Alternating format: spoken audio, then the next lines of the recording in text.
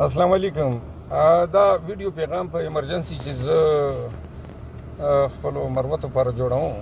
ما ته اطلاع رااله چې بای په ګروپانو چې مروتو دا خبره پیلاو کړې ده چې پولیس د اغوا کوي موټر وی باندې. بهرحال دغسې خبرونه خو صرف سړي بېزتي مقصدي چې سپکې یاد کړو. زه خو ګوره مروتو تاسو نه خو مې څه شی غوښتي نه دي چېرې، او نه مې مطلب دا ده چې چېرې سوال درته کړی ده.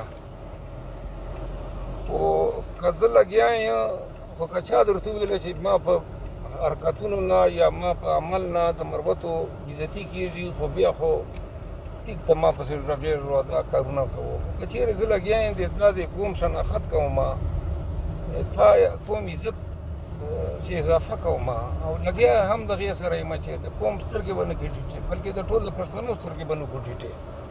نو بیا دا کله څوک دا خبره پیلاو کړي ورپسې چې بای فالج ووایي، څوک وایي اغوا یې ولې دومره سپکې خبرې راته کوئ؟ په قومیت خو مې حق ته چې که نور ټول پاکستان مو ښه یادوي، خو دا خپل مروت چې کوم دی دغه وسیر ورسېږي. د ځان نه مې متنفر کوئ ما، اورې که نه؟